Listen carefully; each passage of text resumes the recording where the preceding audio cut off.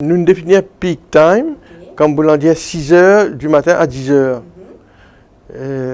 Et à partir de 2h30, à partir de 2h30, peak time revenu jusqu'à la soirée.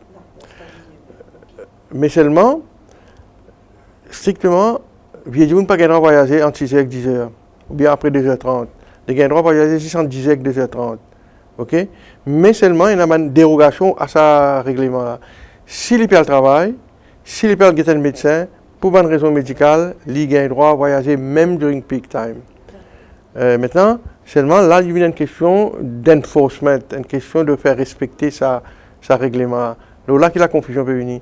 Un contrôleur est capable de dire à un monde qui peut rentrer, il a 62 ans, qui paraît jeune peut rentrer, il peut y payer, il peut dire à la carte là, moi pour payer moi, là, il cas dit, vous n'avez pas le droit de voyager peak time, vous devez venir après 10 heures.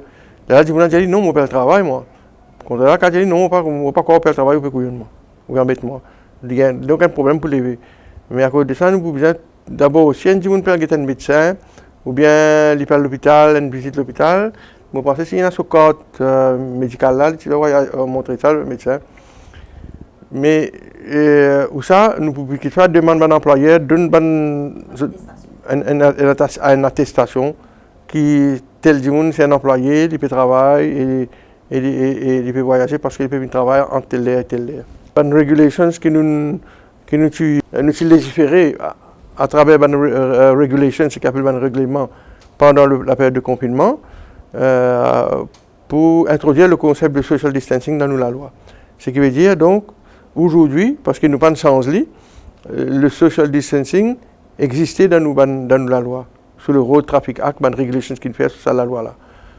Alors, nous finissons dire donc que c'est à l'opérateur pour décider combien nombre de sièges gagne droit utiliser dans chaque bus. Et le siège que le passager pas gagne droit à siéger, il vient mettre un sticker, une croix pour indiquer clairement à un passager qui pas gagne droit à servir à siège là. Alors, donc, aujourd'hui, au moment où je vous parle, il y a encore la loi ça. Ça veut dire dans chaque bus, autobus, il y a les mesures sanitaires qu'on prend pour promouvoir le social distancing. Maintenant, qui arrive si pas respecter ce social distancing là, il y a deux possibilités. Il y a une première possibilité quand bus il finit rempli avec un siège qui gagne droit à servir. Donc un passager finit occupe un siège que gagne droit à siéger. Avec le consentement avec le guide du receveur, contrôleur là, il dit voici là, parce qu'il y a les autres bus côté dans la croix, passager pas cassé. Si tout finit rempli et qu'il y a 10 personnes forcé rentrer passager, dit non, il finit rempli, moi peux aller, moi pas gain droit, mais je rentre dans le bus quand même, je force je chemin à l'intérieur du bus, dans le ban place côté dans la croix là. Là, c'est ça man passager là, c'est ça man membre du public là qui commet un délit et qui est capable de poursuivre sur une regulations. Right? Et ça même, vous entendez, maximum 50 000 roupies l'amende, etc.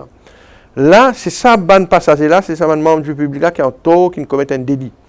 Je n'ai pas fini écoute le receveur qui dit à eux, je n'ai pas le droit à rentrer, je n'ai pas le droit à occuper cette chaise là. Right? Et il y a une deuxième solution. Quand le bus finit rempli, social distancing est bien respecté, et arrive le bus stop, contrôleur, tout il y a 5-6 personnes, il dit rentrer, à la chaise de la chaise qui n'a pas le droit à siéger là. Là, c'est le contrôleur qui est en faute, qui est fautif, qui transgresse la loi, qui n'a pas respecté le règlement et qui a le droit de poursuivre lui. Si la police rentrée, si un inspecteur un LTA rentré, et il est demandé comment ça est arrivé, ben, du monde dit le contrôleur qui ne laisse 5 du monde rentrer. Là, donc c'est le contrôleur qui commet un délit et qui est susceptible d'être poursuivi devant la cour. Puis de bus, nous vous connaissez la raison de ma fille de bus, c'était pour alimenter le métro, c'est-à-dire pour faire le métro sur ridership, en anglais, le nombre de voyageurs augmenté, pour devenir plus profitable évidemment, parce que le métro est une entreprise économique, hein, il vient faire profit. C'est à cause de ça qu'il nous fait une file de bus, donc transport de bandes passagers dans la périphérie du métro, c'est-à-dire dans une localité que le métro peut traverser. Mais comme on devait connaître, nous demandons à nos opérateurs économiques de faire ça. Au commencement, nous payons un certain les petits gratuits de fil de bus, les petits free. Nous devons payer un opérateur économique 10 000 roupies par mois. Mais après, quand le billet est payant, quand le service est payant, là, nous décidons d'un tarif. Et il y a là donc l'une payant et pour les passagers. Donc à ce moment-là, nous pouvons remarquer qu'il y a un nombre réduit de passagers.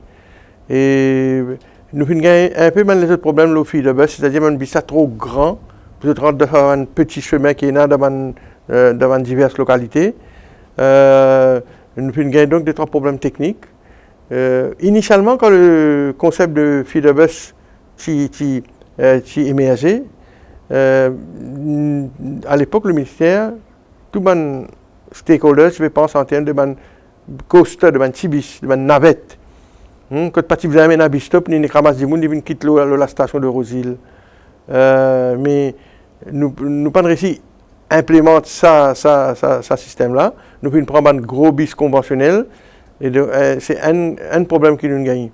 Mais sinon, là, l'État nous peut trouver que le système même pas peut deliver, nous peut review le système de fil de bus. Mais pas dire qu'il nous peut éliminer le fil de bus. Parce que quand le projet de métro pour terminer, nous prenons depuis Poli pour aller jusqu'à Kiapip, ou réaliser tout ça, une station qui peut passer là, pour y avoir beaucoup l'endroit quand nous pouvons prendre du monde, transposer dans une autre station. Le fil de bus pour rester, le concept pour rester, la pratique pour rester. Mais là, en ce moment, il y a un exercice qui va faire au sein de mon ministère avec le NLTA et MEL pour nous rationaliser le système, pour nous venir de l'avant, pour nous trouver un système qui est plus efficace, moderne et moins coûteux. Donc, nous pensons à un autre système de fil de bus en ce moment.